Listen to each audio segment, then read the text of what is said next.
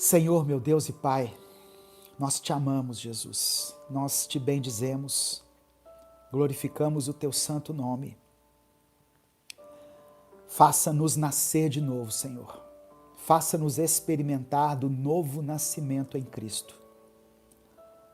Que a nossa vida seja transformada a cada dia, segundo a tua vontade. Já não somos nós que vivemos, mas o Senhor vive em nós. Teu Espírito vive em nós. Pela fé, nós declaramos que Jesus Cristo é o Senhor e o Salvador de nossas vidas. Nós declaramos isso não somente da boca para fora, nós cremos com o coração e declaramos com a nossa boca. Jesus é o nosso Senhor. Ele é o nosso Salvador. E nele podemos ter a garantia de vida eterna. Obrigado por essa revelação, obrigado pela tua palavra. Eu quero apresentar diante do Senhor a vida dessa pessoa que está assistindo a essa mensagem e da família dela representada aqui. Que o Senhor possa visitar cada um agora nas suas necessidades. Que o Senhor possa dar a essa pessoa, a esse irmão, a essa irmã, a tua cura, a tua libertação, a tua salvação, a restauração, Senhor, desse lar. Que essa porta de emprego seja aberta. E enquanto essa porta não for aberta, que o Senhor possa dar o sustento a essa família, em nome de Jesus. Ó Deus, eu oro para que esse negócio se concretize, para que esse impedimento que está ocorrendo na justiça seja removido, que nenhuma obra do inimigo prevaleça sobre a nossa vida, ó Deus. Permaneça até o final. A mensagem já vai continuar. Antes, eu preciso te dar um recado. Se você quer que esse canal e essas palavras continuem existindo todos os dias e chegue em mais vidas que precisam ouvi-las, nos ajude deixando o seu like. Clique nesse botão aqui de joinha que está abaixo do vídeo. Deixe também um comentário, um pedido de oração, tudo isso nos ajuda. Você também pode compartilhar esse conteúdo com as pessoas que você deseja abençoar. Para aqueles que querem e podem fazer mais, se torne membro da família Minuto com Deus. Seja um daqueles que ajudam o nosso ministério a se manter de pé, além de ganhar conteúdos exclusivos. Você fez tudo isso? Deus te abençoe poderosamente. Siga com a mensagem e ouça até o final. Deus vai falar com você. Versículo 4. Nicodemos perguntou: como é que um homem pode nascer de novo? Será que ele pode voltar para a barriga de sua mãe e nascer outra vez? Jesus disse: eu afirmo ao Senhor que isto é verdade. Ninguém pode entrar no reino de Deus se não nascer da água e do Espírito. Quem nasce de pais humanos é um ser de natureza humana. Quem nasce do Espírito é um ser de natureza espiritual. Por isso não fique admirado, porque eu disse que todos vocês precisam nascer de novo. E aí no versículo 8 Jesus diz assim: o vento sopra onde quer e ouve-se o barulho que ele faz, mas não se sabe de onde ele vem, nem para onde vai. A mesma coisa acontece com todos os que nascem do Espírito. Versículo 9 diz assim: como pode ser isso? Perguntou Nicodemos. Jesus respondeu: o Senhor é professor, o Senhor é mestre do povo de Israel e não entende isso? Pois eu afirmo ao Senhor que isto é verdade. Nós falamos daquilo que sabemos e contamos o que temos visto, mas vocês não querem aceitar a nossa mensagem. Se vocês não creem quando falo das coisas deste mundo, como vão crer se eu falar das coisas do céu? Ninguém subiu ao céu, a não ser o Filho do Homem que desceu do céu. Assim como Moisés no deserto levantou a cobra de bronze numa estaca, assim também o Filho do Homem tem de ser levantado, para que todos os que crerem nele tenham a vida eterna. Para que todos os que crerem em Jesus tenham a vida eterna. O versículo 16 é um versículo universal, que certamente você já ouviu ou leu em algum lugar. João capítulo 3, verso 16. Porque Deus amou o mundo tanto que deu o seu único filho, para que todo aquele que nele crer não morra, mas tenha a vida eterna. Ué, pastor, mas o ladrão na cruz não morreu? Ele acreditou em Jesus e ele morreu do mesmo jeito?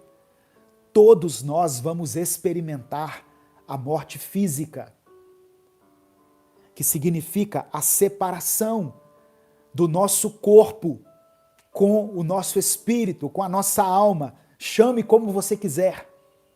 Tem pessoas que acreditam em corpo, alma e espírito. Tem pessoas que acreditam que o espírito e a alma são um só. Mas o fato é que há em nós um fôlego de vida que foi dado por Deus. Quando esse fôlego de vida é tirado de nós, o que resta é carne. E essa carne vai voltar ao pó. Então a morte física é algo que todos nós vamos experimentar. Mas aqueles que creem em Jesus terão a vida eterna. Apesar do corpo se acabar aqui no pó, o espírito, a alma estarão na eternidade com Deus.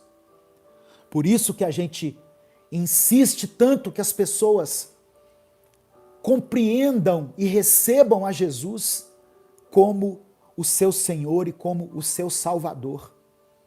Essa é a mensagem central do Evangelho, irmãos. O homem é pecador e pelos seus próprios méritos nunca alcançaria a salvação, porque o salário do pecado é a morte. Mas Deus, na sua infinita misericórdia, enviou Jesus Cristo para morrer pelos nossos pecados. Deus amou o mundo tanto, de tal maneira, que deu o único filho que ele tinha para morrer pela humanidade. E todo aquele que acreditar em Jesus, todo aquele que reconhecer que Jesus é o Messias, o Filho de Deus, o Cordeiro de Deus que tira o pecado do mundo, todos aqueles que reconhecerem esse princípio bíblico, essa verdade bíblica, terão a vida eterna. E esse princípio, ele une as religiões cristãs, as religiões chamadas cristãs. A expressão cristãs, elas vêm de Cristo. As religiões que têm a Bíblia como regra de fé e prática, elas podem ter várias ramificações. Alguns acreditam no batismo de um jeito, outros acreditam de outro. Alguns acreditam que as crianças devem ser batizadas, outros acreditam que só os adultos podem ser batizados. Alguns acham que podem adorar a Deus com palmas, outros acham que não. Alguns acham que podem usar roupas assim ou assado, outros acham que não. Algumas pessoas creem que as mulheres podem pregar, outras religiões acham que não, que as mulheres devem permanecer sentadas e caladas. Enfim, são várias coisas que dividem a opinião quando a gente abre o leque das chamadas religiões cristãs. Mas isso aqui que eu estou falando, o fato de que Jesus é o Filho de Deus que veio morrer pela humanidade, é algo que nos une, é algo que nos torna um só corpo. Nós cremos em um só Deus, fazemos parte de um só corpo, cremos em um só Espírito. Podemos ter várias opiniões a respeito de várias coisas. Inclusive, hoje em dia, a igreja experimenta uma divisão provocada, na minha opinião, pela política. Uma polarização, né, que provocou um racha na igreja. E existem irmãos que entendem que nós temos que ser de direita, outros que nós temos que ser de centro, outros que nós temos que ser de esquerda. Mas esses três grupos de pessoas concordam entre si que Cristo é o Senhor, que Jesus Cristo é o nosso Salvador. Então, isso é o que faz com que você receba o direito de se tornar filho de Deus. Crer em Jesus. Se fossem as nossas obras, nós estávamos fritos. Se fosse o nosso comportamento, nós estávamos perdidos. Ah, pastor, então quer dizer que eu não preciso fazer boas obras, não preciso andar segundo a palavra de Deus? Precisa se esforçar ao máximo para ser santo, para ser um filho, uma filha, no qual Deus olha lá do alto e diz: esse aí é o meu filho amado, em quem eu tenho prazer, em quem eu tenho alegria. Mas tenha a plena consciência de que não é isso que qualifica você para ser salvo. Nós precisamos entender, irmãos, que nós não somos uma raça superior, porque entendemos a verdade do Evangelho. Continuamos sendo tentados na nossa carne, continuamos muitas vezes sendo seduzidos pelas nossas paixões, mas podemos sim ter certeza da nossa salvação, porque ela não depende de nós. O amor de Deus não está condicionado às minhas obras. As boas obras são um reflexo, são a evidência de que o Espírito Santo está em mim. Mas não são elas que me credenciam a ter o nome escrito no livro da vida. Amém? Que isso fique muito claro para mim e para você. Versículo 17. Pois Deus mandou o seu Filho para salvar o mundo e não para julgá-lo. Jesus não veio para julgar o mundo. Jesus veio para salvar o mundo. Hoje, o papel da igreja é apresentar Cristo às pessoas. É revelar o amor de Deus para as pessoas. Mas a igreja, na minha opinião, na minha humilde opinião, tem se colocado no papel de juiz. E por causa dessa postura de julgamento, tem afastado o pecador. Ao invés de chamar o pecador para perto de si, tem afastado o pecador. Fale do amor de Deus, fale do amor de Cristo, fale de João 3,16, mas não julgue as pessoas, porque lembre-se de que você também é pecador. Lembre-se de que você também um dia foi alvo da graça e da misericórdia de Deus. Versículo 18 diz assim: aquele que crê no Filho não é julgado. Olha só, aquele que crê em Jesus não é julgado. Mas quem não crê já está julgado, porque não crê no Filho único de Deus. Aquele que crê no Filho não é julgado, mas aquele que não crê já está condenado. Já está julgado. porque não crê no Filho único de Deus. Versículo 19. E é assim que o julgamento é feito.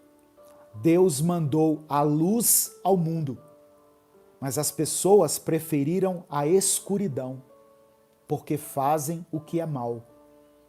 Pois todos os que fazem o mal odeiam a luz e fogem dela, para que ninguém veja as coisas más que eles fazem. Por que muita gente se nega a receber a Cristo? Por que muitas pessoas já entenderam que Jesus é o Filho de Deus, mas fogem de Jesus, fogem da palavra, porque elas sabem que no dia em que elas se submeterem ao senhorio de Cristo, as suas obras terão que vir à luz. Ele terá que se arrepender, ele terá que abandonar o pecado, ele terá que se converter. Quem se encontra com Jesus tem uma experiência de novo nascimento, tem uma experiência de conversão. As coisas velhas se passam e eis que tudo se fez novo.